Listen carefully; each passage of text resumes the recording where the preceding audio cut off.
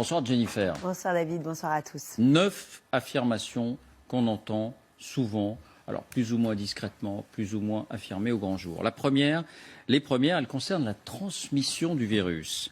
Le coronavirus peut se propager seul dans l'air. Il peut en quelque sorte voyager, se déplacer. C'est vrai ou c'est faux ?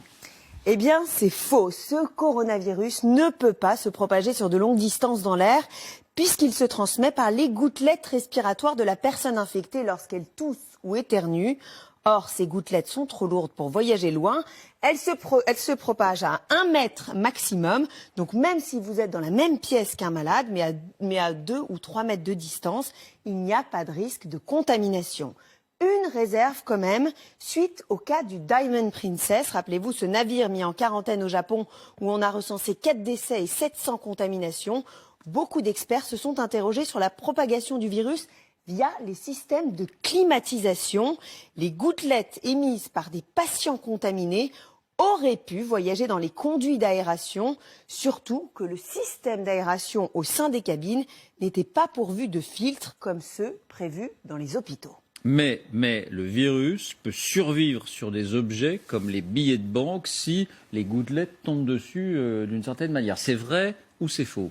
C'est vrai, mais le risque est très faible. Les données scientifiques montrent que le coronavirus peut survivre sur des objets pendant quelques heures, voire exceptionnellement quelques jours. Si une personne infectée touche ou éternue sur cet objet, il peut être contaminant.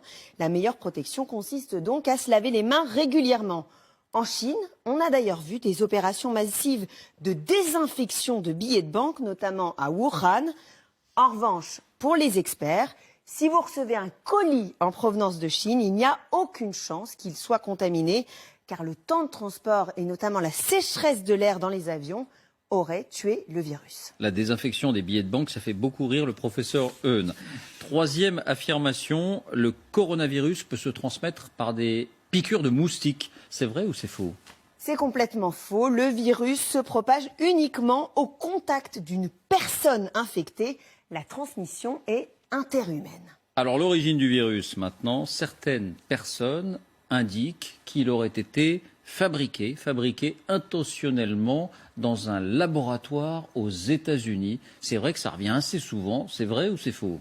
Alors voici le post qui a circulé sur les réseaux sociaux. On y lit, vous voyez, le coronavirus est un virus breveté américain qui arrive à expiration le 23 janvier 2020.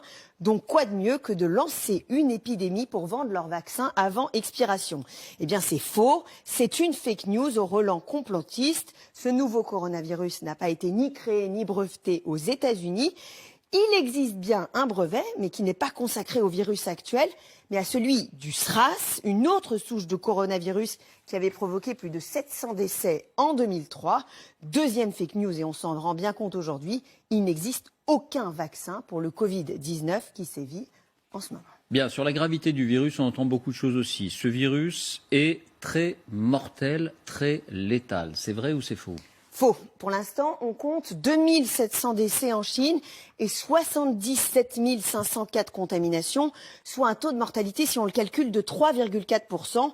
Mais ce chiffre semble largement surestimé puisque tous les malades n'ont pas forcément été identifiés. La dernière étude chinoise du 21 février évoquait plutôt un taux de mortalité de 2,3%. C'est plus que la grippe saisonnière, 0,1%, mais beaucoup moins que l'épidémie de SRAS, 9,6%. Pour le ministre de la Santé, la grande majorité des cas sont sans gravité. Écoutez. On sait, 80% des formes sont des formes sans gravité. 15% des formes sont considérées comme sévères, c'est-à-dire avec une forte fièvre et des troubles respiratoires. 5% des formes sont dites réanimatoires, c'est-à-dire que 5% des malades contaminés par le virus vont faire un séjour en réanimation. Voilà, et j'ajoute qu'à l'instant, le bilan évolue en Italie. On est à 10 morts désormais. On était à 7 morts, on passe à 10 morts. Autre affirmation sur la gravité, seules les personnes âgées sont susceptibles de mourir de l'infection par ce virus. C'est vrai ou c'est faux ? C'est faux, hein. Le coronavirus peut aussi tuer des personnes jeunes. C'est le cas, rappelez-vous, de Li Wenliang. Cet ophtalmologue a été tué par la maladie à 34 ans. C'était l'un des premiers lanceurs d'alerte de ce coronavirus à Wuhan, en Chine.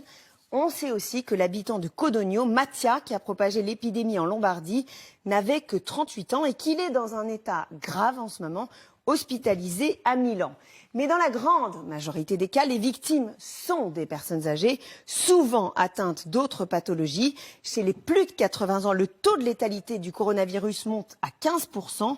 À l'inverse, pour les moins de 39 ans, ce taux chute à 0,2%.